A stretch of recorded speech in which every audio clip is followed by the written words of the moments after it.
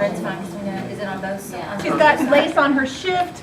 This is the way that the top 2% of society here would dress. Wow. Even a wealthy merchant's wife probably didn't have anything like this. The same lines, but not that much Shazam on it. Even so, if she is invited to a ball at the governor's palace, she probably will wear something even more than that. Yeah! Fire!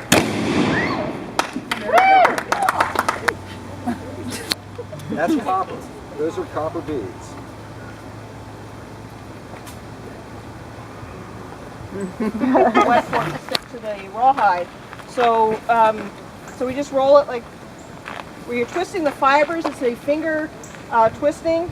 So you're rolling it like this. You're just making the fiber and twisting it all together. You just keep rolling it over and over. Chief Powhatan was known to do this method when he was speaking with the English at different times. So cordage, we know cordage was important. If he's sitting talking in everyday conversations with special visitors, you know that it's something that's very important to them. The Landon Carter's well. I can't do my hoeing, massa. Somebody gone and stole my hoe. Now, after you do your harvesting, your curing and prizing, this is where you really get into making tobacco. You're shaping it. You're taking it, as you see here, taking 4 or 5 leaves and twisting another one around the top and putting them on these poles.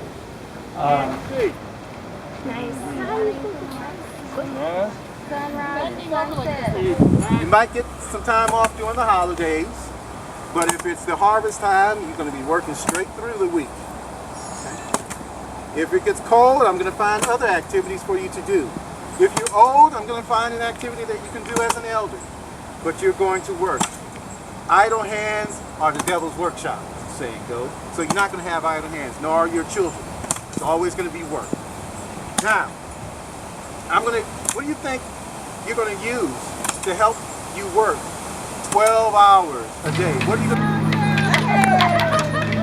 Look at Liz, look at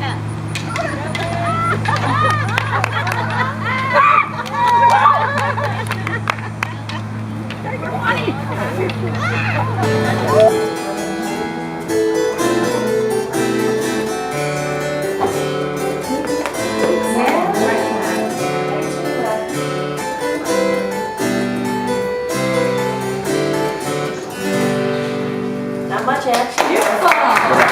The 22nd time, and Colonial Williamsburg was decent enough to leave me alone to get to that point, which means we now know how to make that cloth, and if anybody in the world wants to know how, we're glad to share it with them, but we've made all of that cloth to exist in the world today. We make some strange looking things. So you're traveling around Williamsburg, and you're building the building. I tell you, when I first walked in, however, with small children, to see this number of weapons on the wall didn't quite cause my heart to skip. The children found out soon enough that they are real. But again, I now... Free and independent states.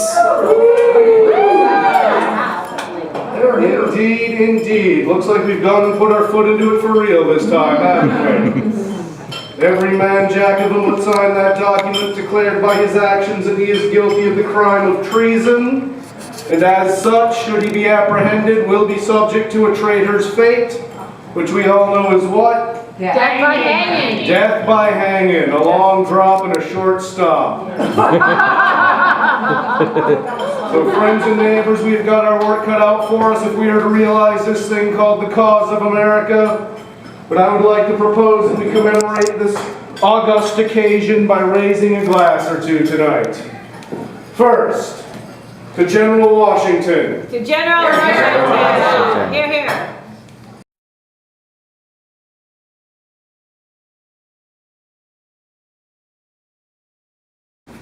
Jamestown was the first permanent settlement in the Americas. Jamestown. Jamestown. What? Jamestown. Jamestown.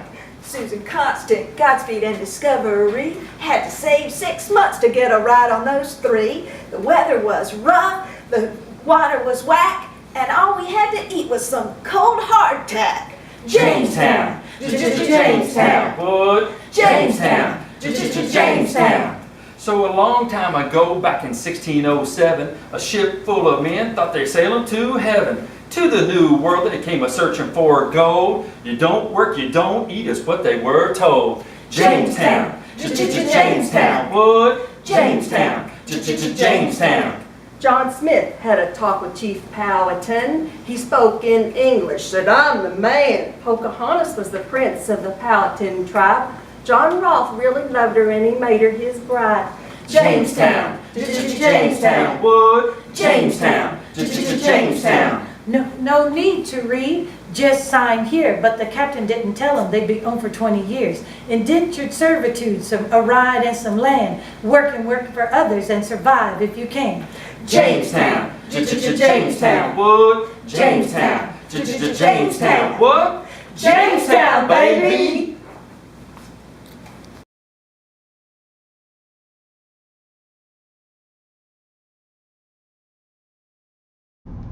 Where am I? I'm in the first successful British settlement located along the James River. In 1607, 3 ships brought over 100 men and boys to this area. Survival proved to be difficult and became the burial site of at least 400 people. The structure I'm standing in front of was a prominent building where many religious and political events took place. There is evidence that Pocahontas married John Rolfe near here, and the first assembly, the first representative government met here. Where am I? I'm at Jamestown Church. We are at the first capital of Virginia, in the middle of town, paying for the crime of gossiping too freely in the streets.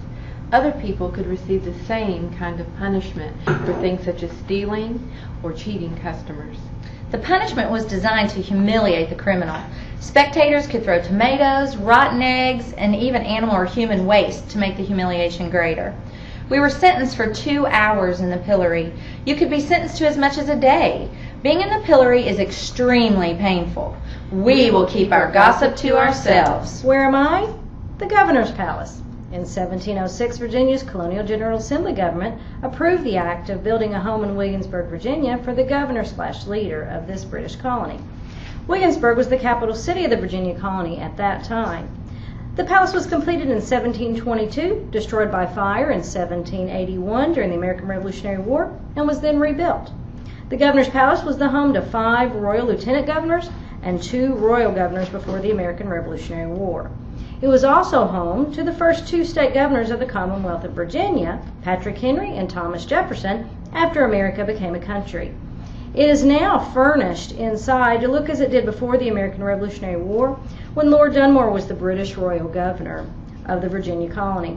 This elaborate grand home was built to impress visitors and to remind Virginia colonists that the royal governor, his wife, and the British throne were there to protect them.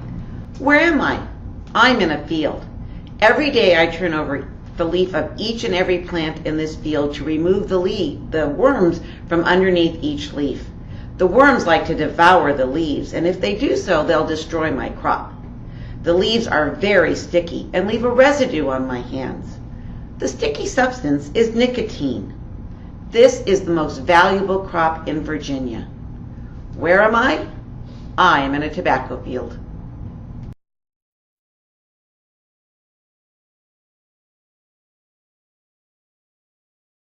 Hi, I'm Liz. Hi, Linda. I'm Ed. And I'm Nikki. We'd like to present the 2012 Colonial Williamsburg Teachers Institute Best of the Best. Here are the top things we learned this week. In colonial times, 3 social levels were very evident. The better the fabric you wore, the better your life. So if you were the gentleman, you dressed up at home and on the streets to show your high status. Lots of silver, gold, and silver trim. Household slaves wore a very nondescript livery uniform. Great. Wow, I know, I want to be gentry, that's for sure. Yeah, cool, that's where it's at. Hey, I'm going to tell you about things we learned this week about primary sources and secondary sources. The main difference between a primary source and a secondary source is that a primary source is something like a journal that was written by a particular person at the time that it happened. Whereas a secondary source could be looking in that journal 100 years later and interpreting what it means. So that's what we learned this week about secondary and primary sources. Primary sources happened at the time, secondary sources are reviewed later and can be very opinionated. Yes, we've got those opinions. Take a look around. What's one thing that stands out to you as you look at the town of Williamsburg? Are you thinking the trees? While there are plenty of them now, there are definitely no tree huggers within the group of people who designed this town. People appreciated the urban appeal. In Virginia, the Powhatan tribe used rope made out of animal parts or plants to build almost everything they owned, such as their houses and their baskets and so much more. It's a fabulous activity to do with your kids, is have them create rope. Go to any craft store, get a $5 bag of raffia, divide it up amongst your students. You're going to need to divide your students into groups of 3. I'm going to use these 3 students right here. You're going to need to fold the raffia and make a little knot at the top for them, but then your work is done. You're going to have one student hold the knot. You're going to have the other 2 students divide up the remaining raffia. Both of the other students are going to twist clockwise. They must twist the same way. They're going to twist, twist, twist, twist all the way down. Very nice. See how easy? Now I get to do some work. Now, the person who's holding the knot, once this is twisted down, she's going to twist counterclockwise and bring the 2 pieces of rope together, making it even stronger. Easy and fun. Look at our rope. See how strong that is? Amazing. Very nice. In Colonial Williamsburg, they passed a law that said, parents, you have to educate your children. Now that doesn't mean everyone had to learn how to read, literate. No, but be able to execute the skills of life. So whatever level the parents were at, they should at least be the same. So if you were a college professor at William Mary or had graduated, your kids had better get there too. Farmers, kids knew how to do your trade. All the other trades, the same one or to another trade school. So no slackers here. Well, I know what I'm not going to be. A slacker. That's right. Too late. Artifacts. Artifacts give meaning to features, and features give meaning to artifacts. That's what the archaeologists told us out at Jamestown. So what archaeologists do is they try to learn about people and culture by looking at the artifacts that they find when they're unearthing things. An example today would be to look at a candle. Everybody knows what candles are. Well, there's many different types of candles. We have candles that we put out when we're out camping to keep away the bugs. We have candles when the power goes out. We light up the candles so that we can see our way around our house. And finally, one that's even more current is a birthday candle. Well, the archaeologists would find all 3 types of candles and would try and figure out what the particular use was for the particular people at that time. So that's what we do. We learned it at Jamestown, unearthing artifacts. Sure enlightened us. Well done. Yes. Between 1609 and 1612, Jamestown's leaders created and enforced military and martial laws. An example would be, no man shall kill or destroy any bull, cow, calf, mare, etc. without permission from the general. If he did, the punishment would be burning of the hand, loss of ears, and 20 hours of whipping. These laws were harsh, but necessary for the colony to survive. Nikki mentions laws. The laws are a reaction to something that's already happened. For example, slaves suffered more because of this fact. For example, in 1656, a white woman gave birth to a mulatto baby. Since the baby's father was a slave, many people thought that the baby should now become a slave. It didn't happen. The courts decided in favor of the woman. So almost immediately, Virginia passed a law saying the slave had to have the same status as the mother. Well, to get over here, you had to cross that big ocean, the Atlantic, and a trip usually lasted 130 days. So if you were a slave indentured servant, a sailor, or whatever, you would prefer to drink beer rather than water. Did you believe that? Well, otherwise you'd be singing, down, down, down, down, down among the dead, down among the dead. Drinking beer is better than being down among the dead. Drink beer. Well, how would you like to take a magnificent trip from England to a colony of your choice? Sounds good. Your passage would be absolutely free. You would be provided a job, clothing, and food. Sounds pretty good, right? Yeah. All you need to do is sign this magic piece of paper, and you have just signed yourself into indentured servitude for 5 to 7 years. Yikes. What an experience! All for free. If you made it. In Colonial Williamsburg, there was never an excuse not to dance. Dancing was a favorite activity, and people jumped at any opportunity to do it. In fact, rooms and taverns would be cleared for the celebration to begin. And finally, what was true in the economy of the colonies is still true today. If you export more than you import, you create wealth. Woo! Money, money, money. That's what they're here for. Thank you. Thank you. Bye.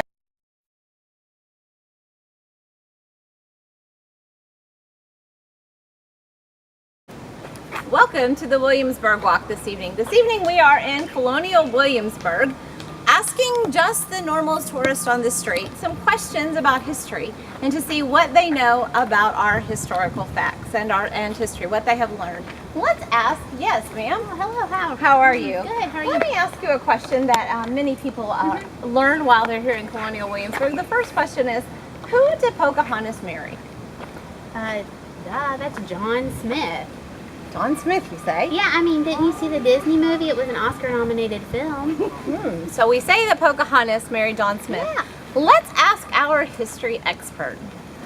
Now, Sweetness, you know, you're from Kentucky, I understand, Yes, right? sir. Well, we know better about that here because we've been taught here by the Williamsburg Teachers Institute. And it really wasn't John Smith. It was Are you John, sure? Pretty sure. It was actually John Rolfe who invented the concept of bringing tobacco to America. And Pocahontas did marry him, and they went to England, and they had a child there. But it was not John Smith. Okay, Stay tuned. okay, thank you. We will ask another person a very common question. Ma'am, could I ask you a question, please? Sure. Here is my question. In colonial times, did the men and women here in the Colonial Williamsburg area in the 18th century, did they bathe frequently? Oh, no. That's why they don't have bathtubs here, or at least ones that work. Because in colonial times, they just I think maybe washed them off when they were born, and then maybe the undertaker cleaned them up before they were buried or something. They didn't take baths. Oh, so twice in their lives. Oh, yeah, right. Oh. I mean, just no time for anything else. Thank you, ma'am. Let's ask our expert this question. Yeah, ma'am, you know, if it really was that bad, it'd be awfully stinky here. You know, we learned at the Williamsburg Teachers Institute that they had sponge baths, and they bathed every evening with a sponge bath. That's what the water in the pails in people's rooms here are for. And if you had some money, there actually were tubs in town, and if you had a lot of money, you had a tub in your own house. So That's just one of these old wives' tales, ma'am. So are you saying that I should bathe I think you here? probably should. Yes, you probably should do that. Well, as we continue with our interviews, ma'am, could I ask you a question? Yes. This wonderful sign that we have here, could you please explain what you have learned about this wonderful symbol and sign that we see in Colonial Williamsburg? Oh, I don't think I would like that around me. Isn't that going to be what you get blood from you? Isn't that how you get blood out of you? Please no. I don't like needles. I don't like big things. Oh, let's ask our expert, our history expert, about this wonderful You would symbol. know? Well, look at it a little bit closer, ma'am. Okay. We learned at the Teachers Institute here in Williamsburg that this was a horn that was used when the post office people would be approaching. They would blow the horn, and that way you knew the mail was coming into town. Oh. It wasn't meant to lead people. Well, thank you so much. Now I'm not afraid of it. Thank you so much. Thank y'all. I appreciate it. Thank you so much for your time. Of course. And we have one other thing. Many people come to Colonial Williamsburg to study history. Let's ask, ma'am, could you tell me what makes a good history teacher? A good history teacher? Yeah, Well, is there such a thing? They have you read the textbook, and then if you don't understand it, you should maybe read it again. And then at the end, what they do is they give you a quiz, and they ask you things like, who did this on this day, or something like this. And then if you score well on that test, then they're a good teacher. Then they're a great teacher. A great teacher, you're right. Yeah, great. Awesome. Mr. History Expert, could you please yes, ma'am. answer Yes, this ma'am. question for us? Well, we learned here at the Williamsburg History Institute teachers should use what we call primary sources nowadays. Because you get something like this little bag of goodies here, and you have a clue what these things are. This is a musket ball, and we've learned what a musket ball was made of and what it was used for, and these other items here. It makes you think. See, what you were doing before, people really weren't thinking too much, as I can tell by your vision. You pretty well have lost the ability. What's this one? That? Well, that's for when you're using a thread and needle, and you stick your needle in there to keep it fresh so it keeps going through the cloth. Can I have it? Do you have a needle? No. You really don't need one. Okay. Thank you. That's okay. Thank you so much for your time. And we have been in Colonial Williamsburg this evening for the Williamsburg Walk.